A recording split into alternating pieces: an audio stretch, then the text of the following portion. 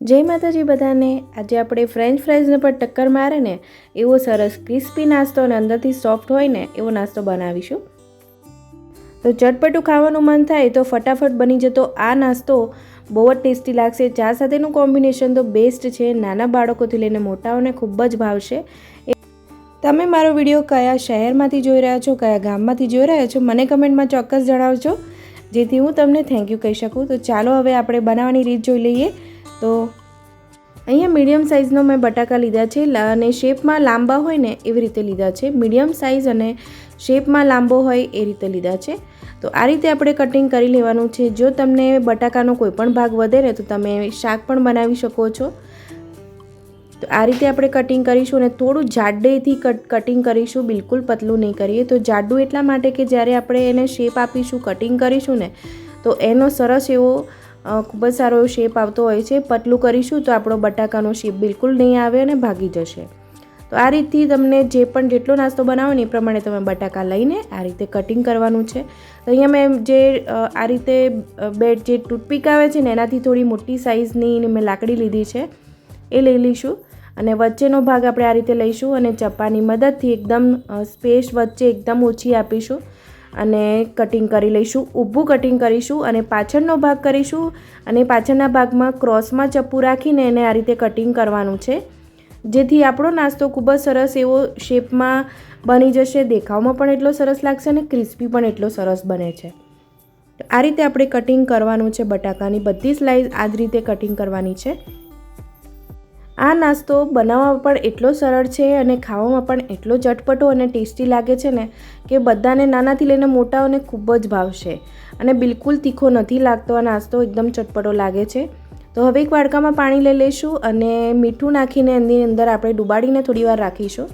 આ જ રીતે મેં ઘણી બધી સ્લાઇડને આવી રીતે કટિંગ કરીને તૈયાર રાખી છે અને મીઠું નાખીને બાજુ પર મૂકીશું। ત્યાં સુધી આપણે જે આની ઉપર ચોપડવાનું જે ખીરું આવે છે ને એ બનાવી લઈશું। તો તમે જોઈ શકો છો મીઠું એડ કર્યા પછી એનો શેપ સારો એવો હું પોળું કરું ને તો દેખાઈ રહ્યો છે।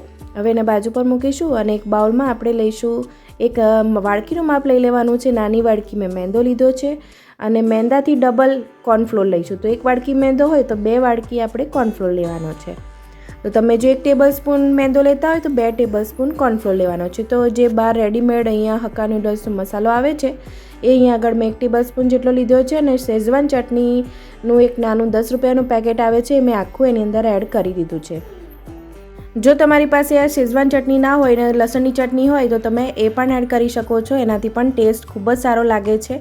તો જરૂરી નથી કે મેં શેઝવાન સોસ એડ કર્યો તો તમે પણ એ જ એડ કરો, તમે લસણની ચટણી પણ એડ કરી શકો છો અથવા તો સ્કીપ પણ કરી શકો છો। સ્વાદ મુજબ મીઠું એડ કરીશું, અડધી ચમચી લાલ મરચું, તમારી તીખાશ પ્રમાણે વધારે ઓછું કરી શકો છો, 5 ચમચી હિંગ અને 5 ચમચી હળદર અમે એટલા માટે એડ કરી છે કે થોડો કલર સારો એવો લાગે। તમે હળદરની જગ્યાએ કલર પણ એડ કરી શકો છો, પણ આપણે કલર એડ કરીએ એના કરતાં હળદર એડ કરીએ તો વધારે સારું છે। હવે થોડું પાણી એડ કરતું જવાનું અને આ રીતે મિક્સ કરતું જવાનું અને ખીરાનું માપની કન્સિસ્ટન્સી તમે એવી રાખી શકો છો, એકદમ પતલી રાખવાની છે અને ચમચીનો પાછળનો જે ભાગ છે ને એ આવી રીતે કવર થઈ જાય ને એ રીતનાનું રાખવાનું છે, એટલે તમને આઈડિયા આવી જશે। એટલા માટે એવું રાખીશું જેથી આપણું જે બટાકાની સ્લાઇડ આપણે આ રીતે કટિંગ કરીને રાખી છે ને તો જે આપણું ખીરું છે એના ઉપર સારું એવું ચોંટી રહેશે। જો બહુ પતલું થઈ જશે ને તો મજા નહીં આવે ખાવામાં અને દેખાવમાં પણ એટલું સારું નહીં લાગે અને ટેસ્ટમાં પણ નહીં આવે। તો થોડુંક એવું આપણે આ રીતનાનું રાખીશું, ચમચીનો પાછળનો ભાગ કવર થઈ જાય ને એટલું। હવે જે ટૂથપીક હતી ને એની સળીની મદદથી આપણે આ રીતે થોડું પોળું કરવાનું અને જે ખીરું છે એ એની અંદર આપી રહે આ રીતે બધું અંદર મિક્સ થઈ જાય, લાગી જાય એ રીતે કરવાનું છે। અને મેં એક સામટી બધી જ આ રીતે સ્લાઇડ લઈ લીધી છે અને એની અંદર એડ કરી દીધી છે। તો તમે જોઈ શકો છો મીઠામાં એડ કર્યા પછી હું જે આ રીતે ખેંચું ને તમે જોઈ શકો છો કેટલો સરસ એવો શેપ દેખાઈ રહ્યો છે અને આવું કરવાથી જલ્દી એવું તળાઈ પણ જશે અને ક્રિસ્પી પણ એટલું બનશે, અંદરથી સોફ્ટ બનશે। તો હવે બધી સ્લાઇડ મેં એની અંદર એડ કરી લીધી છે અને કવર કરી લીધી છે। બીજી બાજુ મેં કઢાઈમાં તેલ ગરમ કરવા મૂકી દીધું છે, જાડી તળિયાવાળી કઢાઈ લીધી છે અને ફાસ્ટ ગેસ ફ્લેમ રાખવાની છે અને પછી એની અંદર આપણે એડ કરીશું બટાકાની સ્લાઇડ અને જે સળીની મદદથી આપણે એને થોડું પોળું કરી લઈશું જેથી આપણો શેપ સારો એવો દેખાય। તળ્યા પછી એનો શેપ સારો દેખાશે, જો તમે આવું નહીં કરો તો પણ ચાલશે।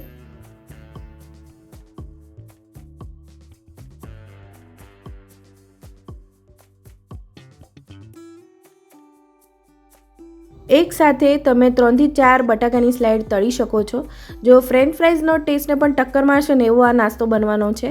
અને ફ્રેન્ચ ફ્રાઈઝમાં તો શું થાય છે કે બાફીને પછી એને તળવાનું હોય છે, પછી થોડીવાર ડ્રાય થાય ને પછી એને ફરી તળવાનું હોય ત્યારે જ એને ક્રિસ્પી બને છે. અને આ નાસ્તામાં બિલકુલ આવું નથી. ને લગભગ 2 મિનિટ મેં ફાસ્ટ ગેસ ફ્લેમ પર એડ કરીને પછી ધીમો ગેસ કરીને પછી તળી લીધું છે. 2 મિનિટ મને ક્રિસ્પી થતાં લાગ્યો છે. તમે જોઈ શકો છો આપણો શેપ કેવો સરસ એવો લાગ્યો છે ને. દેખાવમાં પણ એટલો સરસ લાગશે અને ટેસ્ટમાં પણ એક નંબર બનશે. એકવાર તમે આ રીતે ચોક્કસ ટ્રાય કરજો. બહુ જ ભાવે છે. નાના બાળકો તો એટલું બધું ભાવે છે ને. તમે નાના બાળકોને આપો ને તો પેરી પેરી મસાલો નહીં એડ કરો તો પણ ચાલશે. હું એની ઉપર તળાઈ ગયા પછી પેરી પેરી મસાલો એડ કરીશ અને ચાટ મસાલો એડ કરું છું. જો નાના બાળકો માટે બનાવતા હોય તો તમે આ મસાલા સ્કીપ કરી શકો છો ને એમને પણ આપી શકો છો. તો એકવાર ચોક્કસ ટ્રાય કરજો અને મને કમેન્ટમાં ચોક્કસ જણાવજો કે આ નાસ્તો કેવો બન્યો છે. આવજો.